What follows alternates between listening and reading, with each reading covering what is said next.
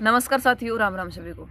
भाई, गुरुनाम सिंह चढ़ूनी जी ने जो संयुक्त किसान मोर्चे के नेता थे, पार्टी बनाई एसएसपी यानी कि संयुक्त संघर्ष पार्टी। लोगों ने लगभग कमेंट ना भी दिए और दिए भी। मैंने अपना व्यूज़ था जो अपनी तरफ से वो डाल दिया। उसके तुरंत बाद पंजाब की 32 जत्थेबंदियाँ एक मीटिंग करती है। मीटिंग के दौरान 32 कुछ जत्थेबंदियाँ उनमें से ये कहती है कि हम एक पार्टी और बनाएंगे। तो वहाँ आकर के फिर जो एक एक पदाधिकारी खास करके जो लगभग मैं कहूँ गुरुनाम सिंह चढ़ूनी जी की यूनियन से था, कम से कम 10 फ़ोन तो मेरे पास आए जिन्होंने ये कहा कि अब आपकी राय क्या है। गुरुनाम सिंह चढ़ूनी ने पार्टी बनाई तब आपने ये कहा था। मैं सिर्फ एक ही बात कहती हूँ कि इस आंदोलन के अंदर कुछ लोग तो आए थे पार्टी क्रिएट करने, पार्टी खड़ा करने, और कुछ लोग आए थे दिल से, अपने लगन से, अपनी भावनाओं से, अपने तन मन धन से इस आंदोलन को लड़ने के लिए, किसानों को उनका हक दिलाने के लिए। अब ये बात निर्भर आप पर करती है। गुरुनाम सिंह चढ़ूनी जी तो ये चाहते थे कि मैं पंजाब में जाऊँगा तो मुझे केजरीवाल की जगह जिस तरीके से केजरीवाल को बैठाया वहाँ बैठा दिया जाएगा। अब दिक्कतें क्यों होने लगी जब यदि पंजाब की जत्थेबंदियों ने अपने ही स्टेट के अंदर कोई पार्टी क्रिएट करी है तो दिक्कत उन पदाधिकारियों को क्यों होने लगी।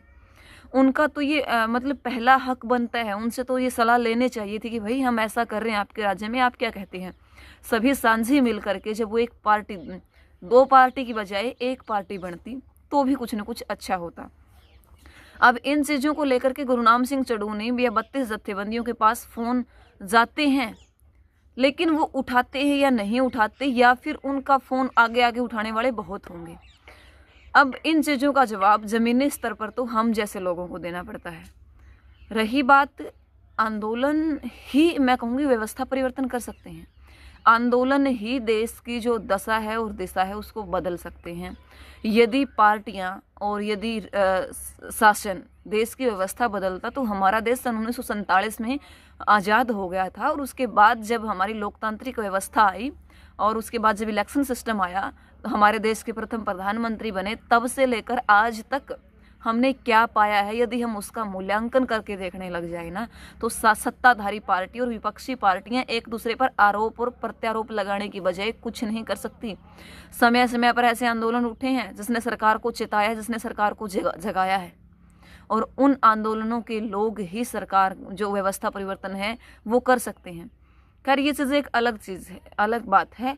लेकिन आंदोलन के अंदर जब तक आप रहे, और ख़ास करके हमारे हरियाणा के अंदर की मैं बात करती हूँ, तो हरियाणा में जब आंदोलन शुरू हुआ था तो हरियाणा के लोगों को खास करके आंदोलनजीवी, आतंकवादी, बहुत सारी संख्याएं ऐसे मिली थी जिसको उठना पड़ा था।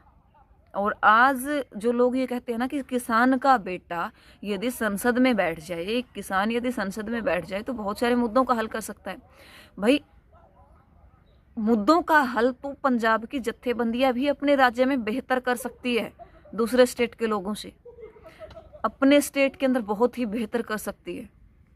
यदि वहाँ भी तो किसान का एक बेटा ही जा रहा है, वहाँ भी तो एक किसान ही जा रहा है, वहाँ भी तो मोर्चे में जो लोग थे या फिर वहाँ भी तो जो लोग आंदोलन लड़ रहे थे वही जाएंगे संसद में।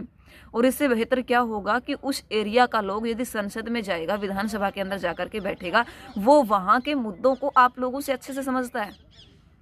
तो ये चीज़ें मेरे ख्याल से इन चीज़ों के ऊपर एक पर्सनली वो करके कि इस पर आपने राय नहीं दी, उसके ऊपर राय दे दी। तो मेरी तो राय इतनी सी है कि वो भी एक किसान का बेटा है। अब भड़किए मत, अब ज़्यादा सा अग्रेसिव मत होइए कि उन्होंने पार्टी बना ली तो आपने बयान नहीं दिया। वो भी किसान के बेटे हैं। आप लोगों ने कहा था किसान का बेटा यदि संसद में चला जाए, किसान का बेटा यदि विधानसभा में चला जाए और कानून बनाने वाली कलम यदि किसान के बेटे के हाथ में आ जाए तो इससे बेहतर क्या होगा।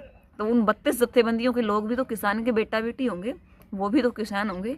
अब ज़्यादा सा तिल मिलाइए मत, इन चीज़ों को सिर्फ देखते रहिए और जो आपको लगे वो बोलते रहिए। मैं ये नहीं कहती कि बोलिए मत, मेरा जो पर्सनल ओपिनियन था मैंने वो दिया, लेकिन फिर भी मैं तो यही कहूँगी जो मुझे गलत लगेगा मैं उसके ऊपर बोलूँगी और जो सही लगेगा मैं उसका समर्थन करूँगी। जय हिंद।